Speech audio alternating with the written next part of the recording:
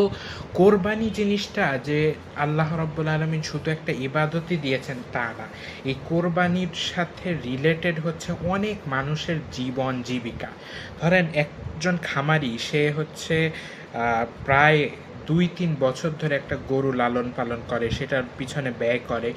এইটার জন্যই যে সে এই গরুটা বিক্রি করে সে হচ্ছে একটা ভালো অ্যামাউন্ট অফ লাভ সে করতে পারবে।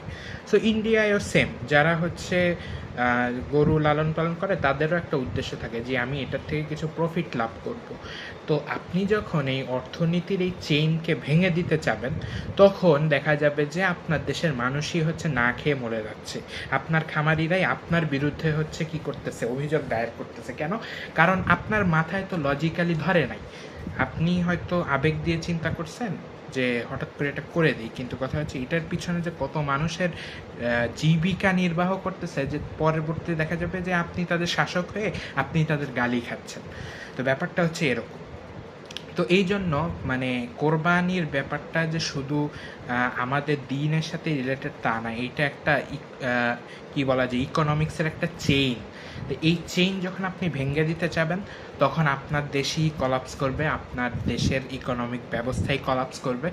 তো দিন শেষে সাফারার আপনারাই হবেন। এটাই হচ্ছে ব্যাপার। এখন যেরকম দেখা যাচ্ছে যে খামারিরা ভারতে অভিযোগ করতেছে যে হাতে বিষ তুলে দিক, এই গরু নিয়ে আমরা করবোটা কি?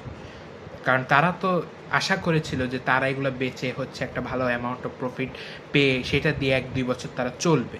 কিন্তু সেইটা যখন আপনি চাপিয়ে দিয়ে আপনার বাইরের ধর্মের মানুষের উপর চাপিয়ে দিয়ে যখন আপনি এই জিনিসটা ভেঙে দেবেন, তখন আপনার ধর্মের লোকেরাই বা আপনার গোত্রের লোকেরাই হচ্ছে সাফারার। এটাই হচ্ছে ব্যাপার।